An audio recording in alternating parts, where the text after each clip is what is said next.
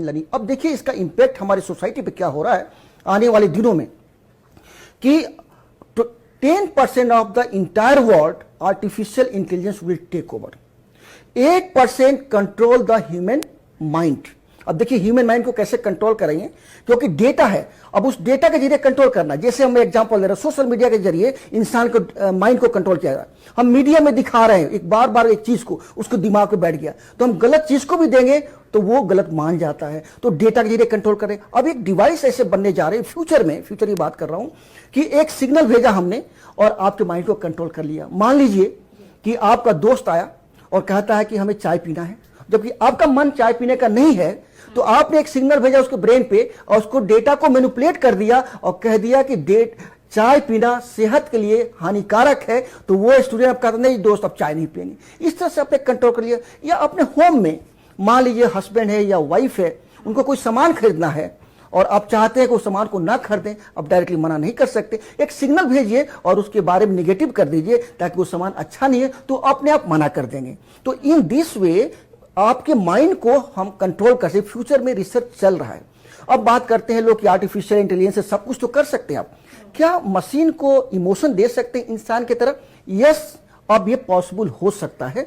14% emotion machine को दिया जा सकता है, यानी कि मशीन इंसान की तरह हैप्पी होगा, हैप्पी मूड में रोएगा, और जो भी रिएक्शन होगा उसको इमोशनल, जैसे हम इंसान इमोशनल कोई न्यूज सुनते हैं रोने लगते हैं या हंसने लगते हैं, उसी तरह से मशीन भी करेगा आपका काम।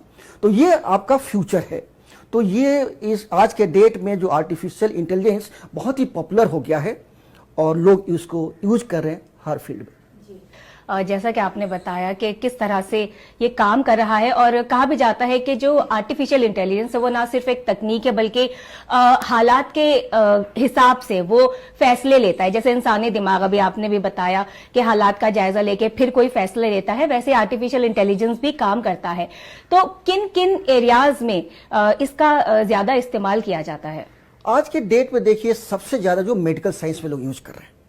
और दूसरी बात आप बताऊं कि जब आजकल स्पोर्ट्स है, आप क्रिकेट देखते हैं, वहां भी लोग यूज कर रहे हैं, क्योंकि जो बॉल आप फेंकते हैं वहां पे जो डिसीजन तो पेंडिंग डिसीजन होता है आपको, तो रिप्ले करते हैं, फिर वहां पे डिसीजन में यूज होता है।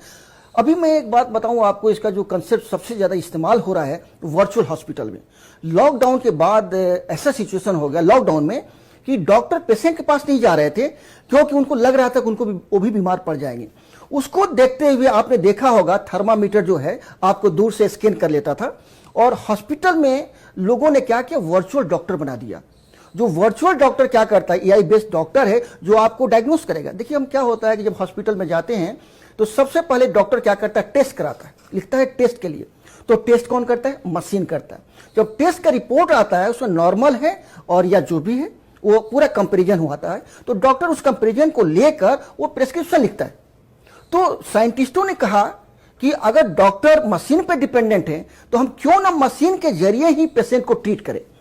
तो अब उन्होंने एक मशीन बनाया एआई बेस्ड, जो जैसे उसके सामने जाएंगे आपका पूरा डेटा पूरा टेस्ट हो जाएगा। टेस्ट होने के बाद वो कंपेयर करेगा, कंपेयर करने अपने आप प्रेस्क्रिप्शन निकल के आ जाएगा।